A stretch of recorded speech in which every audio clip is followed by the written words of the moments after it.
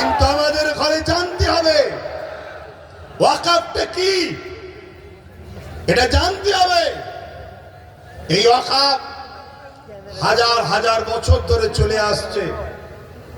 শুনুন একটু ভাই, আমি বুঝাতে চাইছি। আর যদি বলেন যে না দু চার কথা বলে দিয়ে ছেড়ে দেন, তো ছেড়ে দিচ্ছি, তাহলে একটু বুঝুন। আমাদের হাজার হাজার বছরের পূর্বপুরুষরা মুসলিম সমাজের বিকাশের জন্য, মুসলিম জাতির উন্নতির জন্য তারা তাদের মেহনতের উপার্জনের অর্থ সম্পদকে আল্লাহর রাহে দান করেছে। সেই সম্পদ টোটাল ভারতবর্ষে অনেক খাতা কলমে পাওয়া গেছে 27 লক্ষ বিঘে সম্পদ। কত? 27 লক্ষ বিঘে সম্পদ, কম বেশি। এই সম্পদ কি কাজে লাগবে? জিনেরা দান করেছে মসজিদ, মাদ্রাসা, ঈদগাহ, খানকা, কবরস্থান, এক কথায় মুসলিম জাতির কল্যাণ। এটা কোনো অন্য কোনো সম্পদ নয়, এটা সম্পূর্ণ ধর্মীয় ও ব্যক্তিগত সম্পদ। ইসলামে যেমন নামাজ একটা পার্ট, রোজা একটা পার্ট, হজ একটা পার্ট, যাকাত একটা পার্ট, ঠিক তেমন ইসলামেরই একটা পার্ট মানুষের সেবায় দান করা। এইটা দান করেছে। এই সম্পদ দীর্ঘ বছর ধরে চলে আসছে। এই সম্পদকে ঠিকভাবে নিয়ন্ত্রণ করার জন্য, এই সম্পদকে হেফাজতে রাখার জন্য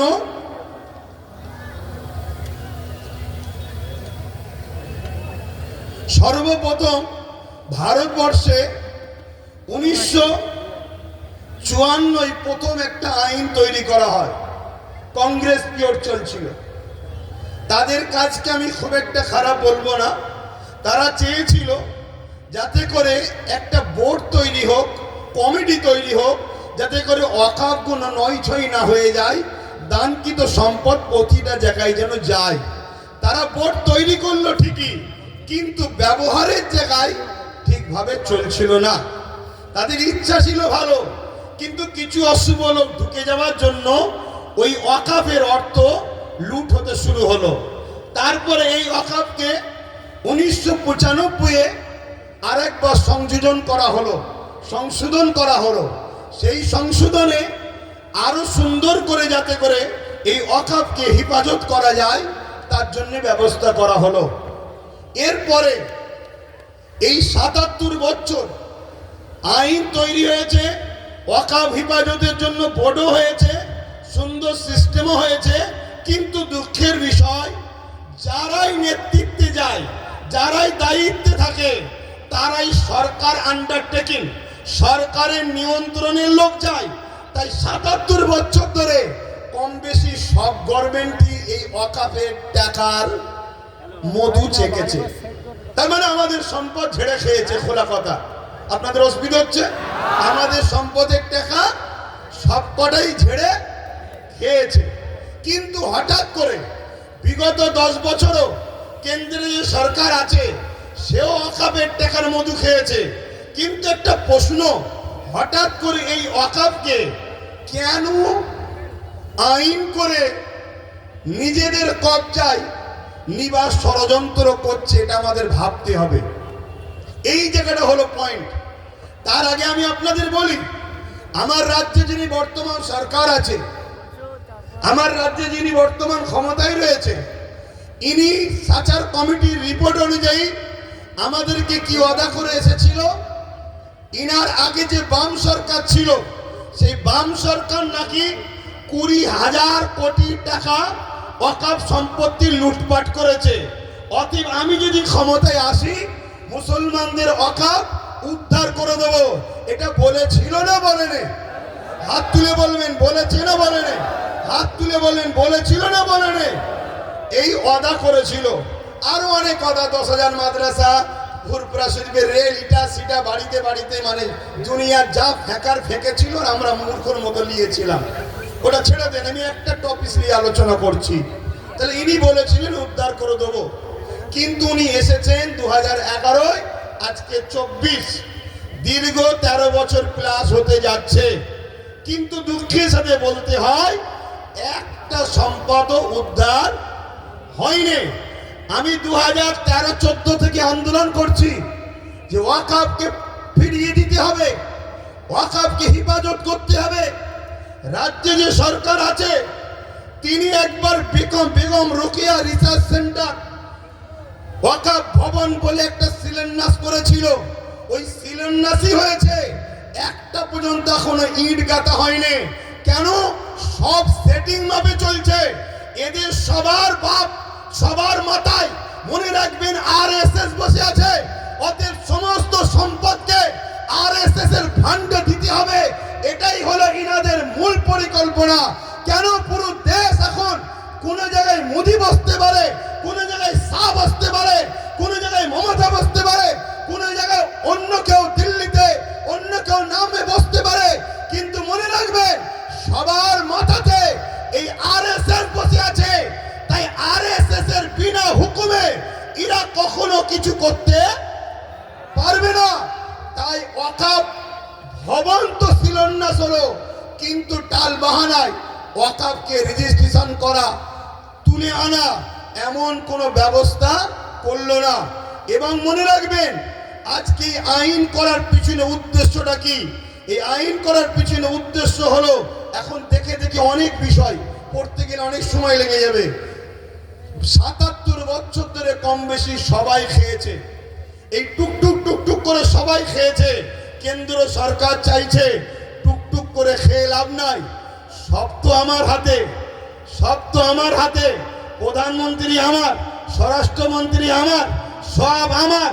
কোর্টকে আইন অবশ্যই সম্মানের, কিন্তু কোর্টের মধ্যে অনেক জজও আমার, লয়ারও আমার।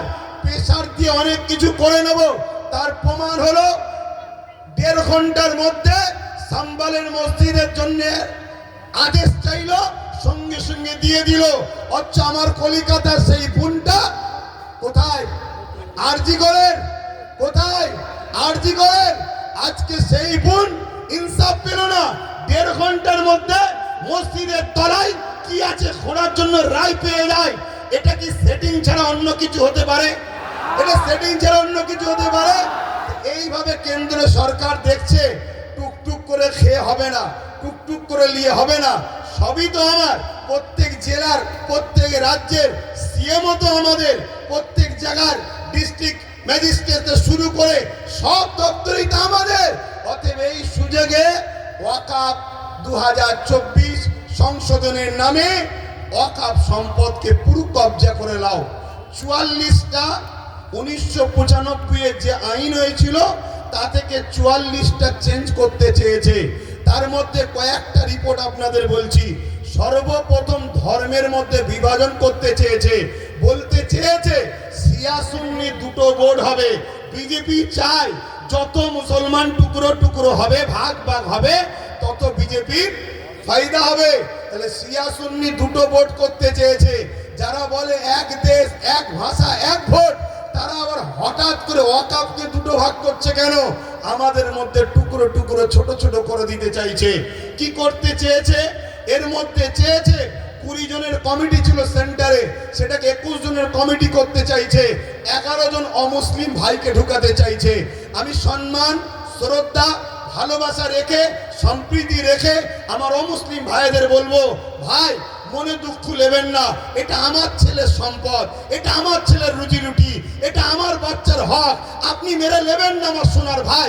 আপনার দেবত্ব সম্পদ আছে, সেখানে যদি আমরা মুসলমান বলি আমাদেরকে ঢুকাতে হবে। খ্রিস্টান ভাইদের সম্পদ আছে, আমরা মুসলমান যদি বলি সেকুলারের নামে ধর্মনিরপেক্ষ দেশ আমাদেরকে ঢুকাতে হবে। এটা অন্যায় হবে। কেন? দেবত্ব সম্পত্তি হিন্দু ভাইদের, তাদের বাচ্চাদের অধিকার, তাদের ধর্মীয় অধিকার, তাদের সংস্কৃতি অধিকার, সেখানে যেমন আমার যাওয়াটা উচিত হবে না। তাই আমার অমুসলিম ভাইদেরকে বলবো, কেন্দ্র সরকার আজকে আমার বাচ্চার রুটি কাটতে চাইছে, আমার মসজিদের আজান বন্ধ করতে চাইছে, আমার ধর্মীয় কালচারকে মিটাতে চাইছে। তাই খারাপ নেবেন না, আমাকে কমনাল মনে করবেন না। আমি সত্য কথা বলছি, আমার অধিকার কেন্দ্র সরকার মেনে নিতে চাইছে। তাই 21 জন কমিটির মধ্যে 11 জন অমুসলিমকে ঢুকাবে, তাহলে সংখ্যা গুরু অমুসলিম হয়ে গেল। যে কোনো সময় বাকি 10 জনকে ল্যাং মেরে বাদ দিয়ে দেবে। তাহলে ওয়াকাফের মধ্যে আমাদের আর কেউ রইল? জোরে বলেন। কেরলের 14 বছরের মসজিদ নিলাম করে কর্পোরেশনদের হাতে তুলে দিতে অসুবিধা হবে? গুজরাটের 13 বছরের মসজিদ ভেঙে ওটাকে ওয়াকফ কর্পোরেশনদের হাতে, আদানি আম্বানির হাতে তুলে দিতে অসুবিধা হবে? এভাবে স্বাধীনতার আগে যত ঐতিহাসিক মসজিদ মাদ্রাসা আছে, কবরস্থান আছে, সবগুলোকে মিটিয়ে দিতে চাইছে। কেন মেটাতে চাইছে? এটা প্রশ্ন তো। এক তো লোভ, অর্থ, টাকা, আমাদের উপরে হিংসা, এগুলো তো ইত্যাদি। কিন্তু বাস্তবটা শুনুন, বাস্তব হলো এটাই, এনআরসি এনপিআর করে মুসলমানদের ধরে বিদেশি বলে তাড়াবার চেষ্টা করেছিল। আফগানিস্তান, পাকিস্তান, বাংলাদেশ বিভিন্ন রাজ্য থেকে অমুসলিম ভাইরা এলে তারা নাগরিকত্ব পাবে, মুসলমানরা পাবে না, এই বলে বিভাজন করতে চেয়েছিল। সেই জায়গায় আমি বলেছিলাম অবশ্যই দিন কোনো আপত্তি নাই। কেন আমি বুক ঠুকে জানি বাংলাদেশ থেকে কোনো মুসলমান ভারতে আসেনি, পাকিস্তান থেকে কোনো মুসলমান ভারতে আসেনি, আফগান থেকে কোনো মুসলমান ভারতে আসেনি। তাই আমাদের নাগরিকত্ব দিবার প্রয়োজন নয়। আমরা ছিলাম, আমরা আছি, আমরা যে এখানকার প্রমাণ দেবো কি করে? ওই যে কেরলের 1400 বছরের মসজিদ বলে দিচ্ছে 1400 বছর ধরে ভারতে মুসলমান ছিল, আজান ছিল, একামত ছিল, নামাজ ছিল। ওই যে গুজরাটের 1300 বছরের মসজিদ বলে দিচ্ছে ভারতবর্ষে মুসলমান ছিল 1300 বছর ধরে, আজান ছিল, নামাজ ছিল। তাই ঐতিহাসিক মসজিদগুলোকে বিরান করে, কবরগুলোকে বিটিয়ে দিয়ে এরা সমাজকে দেখাতে চাইছে মুসলমান এদেশে নতুন করে এসেছে, তবে তো এনআরসি করে আমাদের তাড়াতে সুবিধা হবে। কথা বুঝছেন না, বোঝেন না? আর একদিকে যেমন এটা আমার ধর্মকে মিটাবার ষড়যন্ত্র, অপরদিকে এর পিছনে পুরো ভারতের মুসলমানদের ঘরে নাগরিকহীন করে এদেরকে গণহত্যা করার একটা ষড়যন্ত্র চলছে। মনে রাখবেন, এই জায়গায় আমাদেরকে জীবনের শেষ নিঃশ্বাস দিয়ে হলো আমাদের ওয়াকফ, আমাদের মসজিদ, আমাদের মাদ্রাসা, আমাদের কবরস্থান, আমাদের ঐতিহ্য আমাদেরকে বাঁচাবার জন্য সংগ্রাম করে যেতে হবে। এতে আপনারা তৈরি আছেন না নাই বলুন? তৈরি আছেন তো নাকি? আর মনে রাখবেন, কেন্দ্রে আজকে যে সরকার আছে কাল বেটা মরে যাবে, অন্যজন আসবে, পরশুদিন আবার কেউ চলে যাবে, অন্যজন আসবে। কত সরকার এসেছে, কত সরকার চলে গেছে, কত রাজ্য এসেছে, কত চলে গেছে। কিন্তু মনে রাখবেন, এ দেশের একটা সংবিধান আছে, এই সংবিধান আমাদের ছিল, আছে, থাকবে। সংবিধান বলছে 1947-এ সংবিধান জানিয়ে দিয়েছে ভারতবর্ষের যেটা মন্দির, মন্দির থাকবে, যেটা মসজিদ, মসজিদ থাকবে, যেটা গুরুদুয়ার, গুরুদুয়ার থাকবে, যেটা চার্চ, চার্চ থাকবে, যেটা সনাতন ভাইদের যা যেটা যেটা ছিল 1947 থেকে ওটাকে আর চেঞ্জ করা যাবে না, ওটা ওরকমই থাকবে। তাই এই আইনকে সামনে রেখে আমি বলতে বাধ্য হচ্ছি, কেন্দ্র সরকার শুধু ইসলাম মসজিদ মাদ্রাসার বিরুদ্ধে নয়, কেন্দ্র সরকার আমার দেশের সংবিধানের বিরোধী লেগেছে। অতএব সংবিধান আগে না কেন্দ্র সরকার আগে?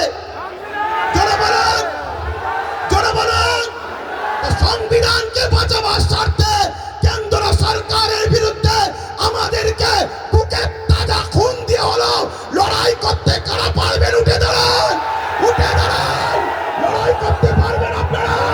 লড়াই করতে পারবেন? লড়াই করতে পারবেন? রাজ থেকে অঙ্গীকার নেন, কেন্দ্র সরকারের পক্ষে কারো কথা এই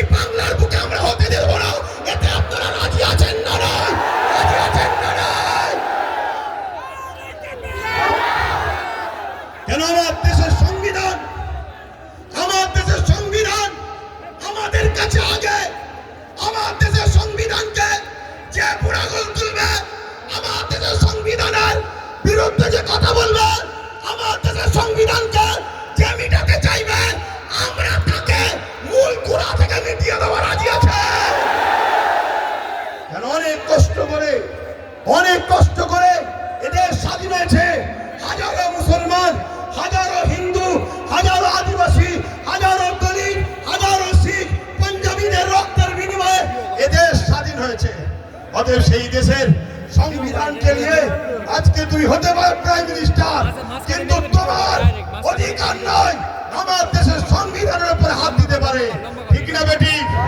এখানে আর একটা ছোট্ট কথা বলবো, আজ গাড়ি বুঝাই করে করে সুলতানে হিন্দের দরবারে যান আপনারা, কি গো জানতো নাকি? ছোট কথা দেবো,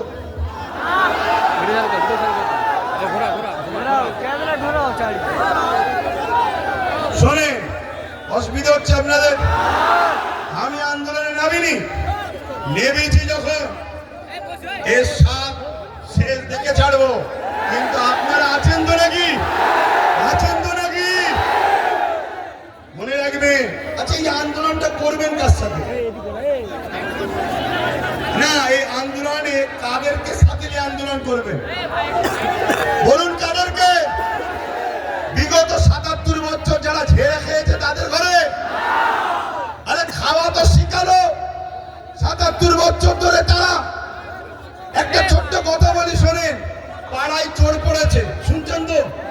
পাড়ায় চোর পড়েছে, সবাই বলছে চোর ধরো চোর ধরো চোর ধরো, ওই ভিড়েতে চোর ঢুকেছে বলছে চোর ধরো চোর ধরো চোর ধরো। শুনছেন না শোনেন রে?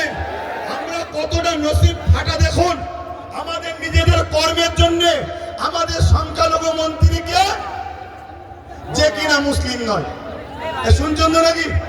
আমাদের ওয়াকফ নিয়ে বিরোধী দল হয়ে যেতে হয় চিল্লাবে কে? যে কিনা মুসলমান নয়। আজকে বুকে হাত দিয়ে বলুন, আব্বাস সিদ্দিকীকে আজকে মনে পড়ছে না পড়েনি? আজকে বলুন। আমি বলেছিলাম চেয়ারের একটা পায়া দরকার, মনে পড়ছে? বলেছিলাম মনে পড়ছে?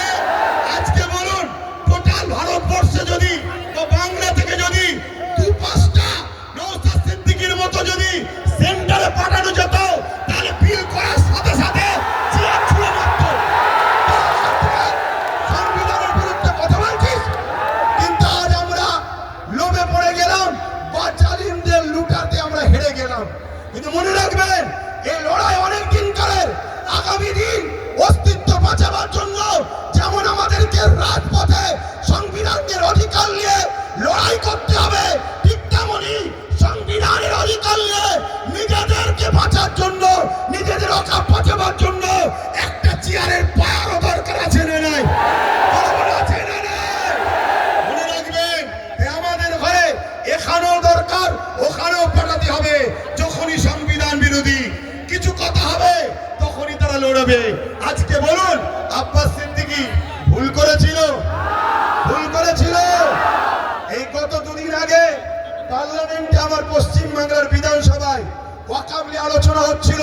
বড় বড় দাঁড়িয়ে রাখা মলিশে কলকাতায় দাঁড়িয়ে বড় বড় ফুটানি দিচ্ছিল, ওর মধ্যে ঢুকে একটা ওয়াকফের পক্ষে কথা বলেনি, একটাও কথা বলেনি। আমি আপনাকে রিপোর্ট বলে যাচ্ছি, কেন? ও যদি কথা বলে পরের বারে টিকিট পাবে না, পরের বার টিকিট পাবে না। এইরকম যদি মুনাফিক মুসলমান আমাদের মাথায় বসে থাকে, তাহলে আমাদেরকে লুটবে না তো কাদেরকে লুটবে? এর জন্য আমাদের দোষ আছে না নাই? আগামী দিন বাচ্চাদের ভবিষ্যতের স্বার্থে, কারণ ওয়াকফ হলো সব থেকে বড় ইস্যু, এটা যদি মিটে যায় তোমাদের সব অস্তিত্ব মিটে যাবে। ওয়াকফ যখন থাকবে না, তুমি ভারতে স্বাধীনতার আগে দেশ ছিলে, প্রমাণ দেখাতে পারবে না। আরে তোমার মসজিদে থাকার পরও প্রমাণ দেখাতে পারছো না, তারপরে মনে রাখবে তখন তোমাকে বলবে যদিও থাকে থাক, ভোটটা দিতে পারবে না। শুনছেন না শোনেন না? এই বিরাট বড় নাটক, অনেক বড় চেন চলছে। মনে রাখবেন, বিগত দিন যা বলেছি আজকে সেটা ঘটছে না ঘটেনি।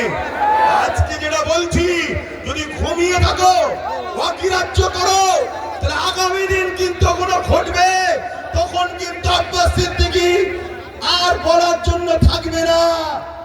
এটা বলে দিই কেন? এ লড়াই আমাদের জীবন মরণের লড়াই, এ লড়াই আমাদের বাচ্চাদের লড়াই। মুসলমান আমার কওমের ভাইরা, ওঠো, অন্য সমাজের মানুষের সঙ্গে ওয়াকফ নিয়ে নিজেরা বন্ধুর মতো আলোচনা করো, তাদেরকেও বুঝাও যে ভাই, এ লড়াই কোনো হিন্দু মুসলমানের লড়াই নয়, এ লড়াই অন্য কোনো জাতি ধর্মের বিরুদ্ধে লড়াই নয়, এটা কেন্দ্র সরকার বিভাজন লাগাতে চাইছে। এ লড়াই আমার অধিকার, নয়, আমার যেটা গণতান্ত্রিক রাইট, আমার সংবিধানের রাইট, এই রাইটকে কেন্দ্র সরকার লুটছে, এটা মানুষকে বুঝাও। আজকে ছোট্ট একটা কথা বলি, আজকে আজমির শরীফে নাকি হিন্দু ভাইদের কোন একটা বিশ্বাস শিবলিঙ্গর কি ধর্মীয় একটা কিছু ব্যাপার আছে। আমি ভাই কারো ধর্ম নিয়ে বেশি কথা বলা পছন্দ করি না, এটা প্রেমের জিনিস। কিন্তু আমি আমার হিন্দু ভাই, সনাতনী ভাই শ্রদ্ধার সাথে জানাচ্ছি, বলুন তো ভাই, যখন গাজা খাজা গরিবের নওয়াজ হুজুরের রওজা তৈরি হয়, আজ থেকে প্রায় 800 বছর আগে আলাউদ্দিন খিলজি তখন ছিল, তখন তো হিন্দুস্তানে হাজারো লাখো হিন্দু ভাইরা ছিল, আজমিরেও ছিল, কই তখন তো কেউ কথা তোলেনি যেটা আপনি শিবলিঙ্গর আমাদের তীর্থভূমি আছে সেটাকে ভেঙে কেন আপনি করলেন? তারপরে আরো অনেক হুকুমতরা এসেছে, কই কখনো তো কোনো হিন্দু ভাই সনাতন ভাই আওয়াজ তোলেনি। তারপরে ইংরেজ এসেছে, আজকে আমার দেশে এই বিজেপির অটল বিহারী বাজপেয়ী সাহেব এসেছে, কই তখন তো আওয়াজ ওঠেনি। এটা শুধুমাত্র আমাদেরকে ব্রেন ড্রাইভাইট করছে, হিন্দু ভাইদের ঘরে বোকা বানানো হচ্ছে। শ্রদ্ধার সাথে বলছি, আপনারা নিশ্চয়ই জানেন LIC কে বিক্রি করে দেওয়া হয়েছে। LIC তে চাকরি গেছে কাদের? খারাপ নেবেন না, LIC মুসলমানরা চাকরি করে না, আমার হিন্দু ভাইদের চাকরি গেছে। হকারকে বন্ধ করে দেওয়া হয়েছে, কাদের কাছে চাকরি বলুন? আমার হিন্দু সনাতন ভাইদের। শুনুন আমার হিন্দু ভাইরা, সনাতন ভাইরা, শ্রদ্ধা দিয়ে বলছি, যতটা আপনি ভারতকে ভালোবাসেন আমিও ততটা ভালোবাসি। আমি আপনাকে ছোট করছি না, তবে আমার ধর্ম বলছে দেশকে ভালোবাসা, তাই দেশের জন্য মরা এটা আমাদের জন্য পুণ্যের কাজ। দেশকে আমরা এতটাই ভালোবাসি, তাই আপনাদেরকে শ্রদ্ধার সাথে জানাচ্ছি, মনে রাখবেন রেল বিক্রি হয়ে গেল, জিনিসপত্রের দাম কিভাবে চলছে, একটার পর একটা, কারেন্ট থেকে শুরু করে এয়ারপোর্ট থেকে শুরু করে সব বিক্রি হয়ে যাচ্ছে। তাই আইকে চোখকে ঘোরাবার জন্য এই সব ষড়যন্ত্র চলছে। আসুন আমার সনাতন ভাই, আদিবাসী ভাই, দলিত ভাই, সাঁওতাল ভাই, শিখ ভাই, পাঞ্জাবি ভাই, ভারত আপনার, ভারত আমার, ভারত আপনার, ভারত আমার। আমি বলছি ভারত আপনার, আপনার আপনার আপনার, আমি আপনার ভাই, আমারও ভারত। আসুন মিলেমিশে যেভাবে ব্রিটিশের কালো থাবা থেকে আমার দেশকে আজাদ করেছি, এই সকল অশুভ যারা দেশকে লুটছে এদের হাত থেকে আমরা দেশকে আবার নতুন করে ফিরিয়ে সুন্দর করে সাজাবার জন্য কাঁধে কাঁধ মিলিয়ে চলি। মনে রাখবেন আমার সনাতন ভাই, আদিবাসী ভাই, দলিত ভাই, সাঁওতাল ভাই, ভারতবর্ষ হলো একটা গাছ, একটা বট গাছ বলেন আর যে কোনো গাছ বলেন, একটা শক্তিশালী বড় গাছ। এই গাছের অনেক শিকড় আছে, এই শিকড়ের নাম একটা সনাতন, একটা আদিবাসী, একটা দলিত, একটা সাঁওতাল, একটা বাগদি। মনে রাখবেন আমার ভাইরা, একটা শিকড়ের নামও মুসলমান। যদি একটা শিকড় কাটে গাছ দুর্বল হবে, অর্থাৎ দেশ দুর্বল হবে।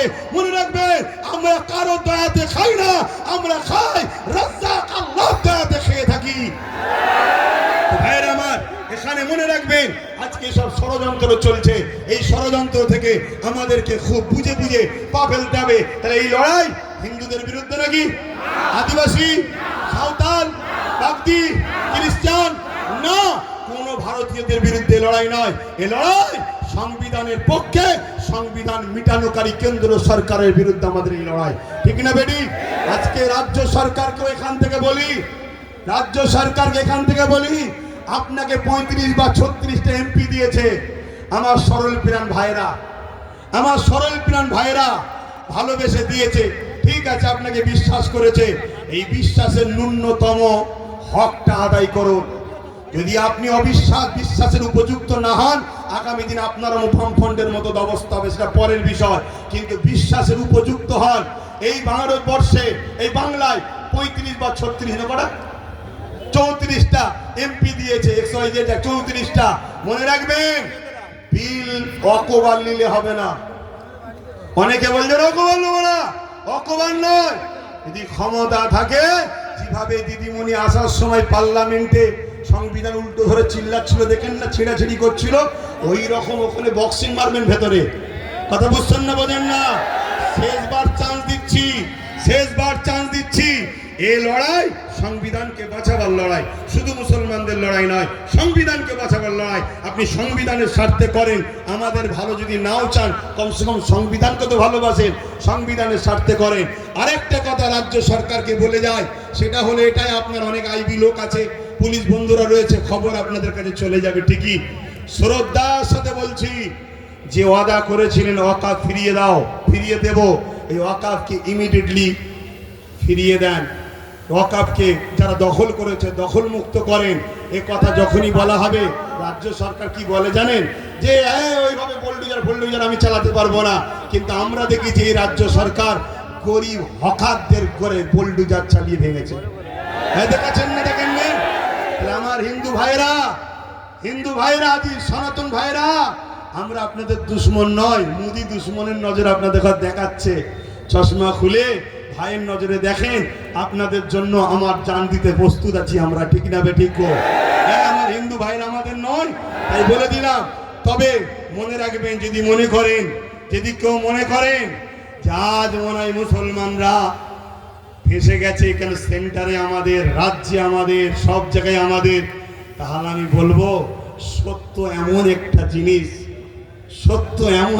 জিনিস, পৃথিবীর সব মিথ্যা এক জায়গায় হয়েও সত্যকে মিটাতে পারে না। কিন্তু ইনসাফের স্বার্থে, ইনসানিয়াতের স্বার্থে বলে গেলাম। যাক, আমি সংক্ষেপ করছি, শেষ কথা আপনাদের কাছে বলি, আগামী দিন দিল থেকে বলুন, এই লড়াই কি এখানে শেষ না চলবে? এই লড়াইয়ের দুটো পন্থা আছে। একটা পন্থা হলো সংবিধান অনুযায়ী, সংবিধান যেভাবে রাইট দিয়েছে, সংবিধানের বাইরে গিয়ে আমি তাহলে নাই।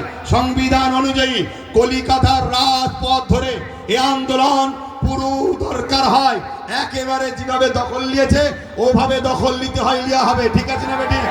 এই কথা বলেন, দরকার আছে না? না, মনে রাখবেন, এই লড়াই চলবে, কিন্তু সংবিধানের ডায়েরির মধ্যে থেকে, সংবিধানের আন্ডারে থেকে, সংবিধানের বাইরে গিয়ে নয়। আর একটা কথা বলি, আপনারা বোকার মতো ছুটবেন না। ওই জায়গায় বললাম, চোর ভিড়ে ঢুকে বলছে চোদ্দার। যারা আন্দোলন করছে বিগত দিন তাদেরকে দেখা গেছে, যারা ওয়াকাফ ছেড়ে খায় তাদের মুখে মুখ দিয়ে গুজুর করেছে। আমার একটু ভাষা খারাপ ভাই, কারণ আমার ছেলে শুকিয়ে আছে, তো আমার ছেলে তো খেতে পাই না, আমি তো গার্জেন, আমার বাচ্চা শিক্ষা পাই না, আমার বাচ্চা গরিব, আমার বাচ্চা কলকাতায় হোস্টেল পাচ্ছে না, পড়তে পারছে না, অথচ কলকাতায় 33 খানা এতিমখানাকে দখল করে রেখেছে শাসক। 33 খানা এতিমখানা রয়েছে কলকাতায়, ভিআইপি জায়গা রয়েছে, ওই জায়গাগুলোতে সব বিভিন্ন প্রমোটিং হয়ে যাচ্ছে, কোটি টাকা লেনদেন হচ্ছে রাজ ক্ষমতার জোরে। এমনি বলিনি যে রাজ ক্ষমতা দরকার, আরে আব্বাস সিদ্দিকী আসবে না, ওই নওশাদকে দিয়েছে, ওটাই থাকবে তোদের সাথে। আমি আমার যেটা করছি করব, কিন্তু তোমাদেরকে ভাবাচ্ছি, তোমরা ভাবো আজকে বিধানসভায় এতগুলো তো মুসলিম এমএলএ রয়েছে, এমপি রয়েছে, এই গত পরশু দিনে আলোচনা হয়েছে, কারো মুখে কথা নেই।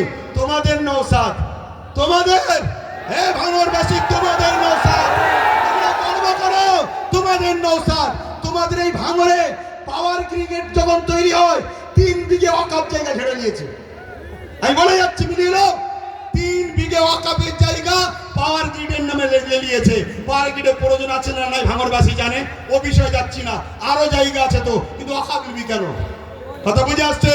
আমি একটা ছোট্ট কথা বলবো, অনেকে বলতে পারে নওশাদ কি করলো, আমি একটা কথা বলবো, ওর আমি বড়, আমার ধর্মে হিসাব অনুযায়ী ও আমার জুতো ঘুরিয়ে দিতে হবে, ওর বড় ভাই আমি, সম্মানের দিকে। কথা বুঝে আসছে? আমি ওর নাম করতেছি না। আমি একটা ছোট্ট কথা বলবো, ভাঙড়ে এয়ারপোর্টের নামে জমি নিতে গেছিল, জানেন তো? নিতে পেরেছে? এটা তোমরাই তোমাদের নিজেদের তকদিরকে, আল্লাহর হুকুম তো বটে, করেছো ভালো। কি যদি ও না থাকতো, অন্য কেউ থাকলে একদিন সই করে জমিলে লাখ হাজার মুসলমানদের ঘরে উচ্ছেদ হয়ে যেত। আমাদের ঢুকছে, কিন্তু ওই নেশার ঘোর এখনো কাটেনি। শুধু একটাই করো, যেখানে মুসলমান গ্রুপ বেশি হয় কেস দিয়ে তুলে দাও, না ভোটাভুটিতে ভাগ করে দাও, আর না হয় জমি অধিগ্রহণ নামে কেড়ে দাও। তো ভাই, আমি আর কথা বাড়াবো না। আগামী দিন আপনারা আমার সাথে আছেন তো নাকি? কথা বলুন, আছেন তো নাকি? একেবারে সত্য হাত তো, এটা একদম কোনো ধোকা নয় তো। অনেক কষ্ট করে যেতে হবে, গাড়ির পয়সা খরচ করে। সরকার নয়, আমি সরকারি ফান্ড নেই, সরকারি ফান্ড নেই। আর আমাকে পিছন থেকে সরকারও দেয়নি যে আব্বাস তুমি একটু নেমে যাও। আমাকে বলুনি, শুধু ওইদিকে বলো না, 8 আনা যে খাবে সেও চোর, 1 টাকা যে খাবে সেও চোর। কথা বুঝে আসছে না নাই? তো সেই জায়গায় হাত নামান। আগামী দিন ভাই আমার সবাইকে একটু সংগঠিত হতে হবে। মা বোনেদের ঘরে বাড়ি বাড়ি গিয়ে শোনাবেন যে ওয়াকফ আমাদের বাঁচাতে গেলে গণতান্ত্রিক প্রক্রিয়ার সংগ্রাম যেমন, আর একটা হলো কি, লাঠি তৈরি করতে হবে। লাঠি বোঝেন না? হ্যাঁ, এখানে বিল হচ্ছে, সেখানে যদি আপনার লোক থাকে বিল ধরে ছিঁড়ে ফেলবে। বেশি কথা বললে চেয়ারের উল্টো দিক দিয়ে দেবে। ভাই দরকার আছে না? না, হ্যাঁ, কেন তুমি সংবিধান বিরোধী কাজ করছো? এর জন্য লোক দরকার আছে। আর এই ত্যাগ স্বীকার করতে আপনাদের ঘরে একটা জিনিস করতে হবে কি, নিজেদের মধ্যে আমি বড় হব, আমি বড় হব, আমি বড় হবে স্বপ্ন ছাড়তে হবে। নিজের বাচ্চার ভবিষ্যতের জন্য আসো, সবকিছু কুরবান করো, লোভ লালসা কুরবান করো, চিটিংবাজি ধোঁকাবাজি কুরবান করো। দু চারটে গাদ্দারি করেছে বলে চিন্তা করনি। মনে রাখবে, ও গাদ্দারদের চিন্তা করার দরকার নেই। আল্লাহ যেটা করে ভালোর জন্য করে। পচা হাত বেরিয়ে যায় ভালো, কারো জন্য কোনো কিছু আটকায় না। তো যাক, কেন্দ্র সরকারের বিরুদ্ধে আমাদের এই সংগ্রাম আজ থেকে শুরু হলো 6 ডিসেম্বর, আগামী দিন চলতে থাকবে। শেষ কথা আবার বলি, বাবরি মসজিদ ইনশাআল্লাহ, বাবরি মসজিদ ইনশাআল্লাহ, বাবরি মসজিদ ইনশাআল্লাহ, বাবরি মসজিদ ইনশাআল্লাহ। হাত লম্বা করে তুলে বলুন, হবে ইনশাআল্লাহ, ইনশাআল্লাহ। নারে দিবে, আরো দিল খুলে নারে দিবে, নারে দিবে। লব্বাইক ইয়া রাসূলুল্লাহ, লব্বাইক ইয়া রাসূলুল্লাহ। ভারতবর্ষ, ভারতবর্ষ, ভারতবাসীর ঐক্য, ভারতবাসীর ঐক্য, ভারতবর্ষের সংবিধান। নারে দিবে। পুলিশ বন্ধুদের সঙ্গে আমাদের কোনো রাগ নেই, তারা আমাদের বন্ধু, তারা আমাদের বন্ধু। কিন্তু অশুভ লোকের হাতে ক্ষমতা চলে যাওয়ার জন্য পুলিশ বন্ধুরা বাধ্য হয় পরিবার, চাকরি, নিজের জানের হেফাজতের জন্য আমাদের উপরে লাঠিচার্জ করতে বাধ্য হয়। কথা বুঝে আসছে? তারা আমাদের বন্ধু, তারা কখনো চায় না, তারাও তো ঘরে মা বোন বউ বাচ্চা আছে, তারাও তো একটা বদদুয়ার কথা মনে করে যে হাই লেগে গেলে, বদদুয়া লেগে গেলে শেষ হয়ে যাবে, আমার ছেলের ক্যান্সার হয়ে গেলে কি হবে। তাই তারা জুলুম করতে চায় না, কিন্তু বদমাইশ লোকের হাতে ক্ষমতা চলে যাওয়ার জন্য বদমাইশি করছে। কথা বুঝে আসছে?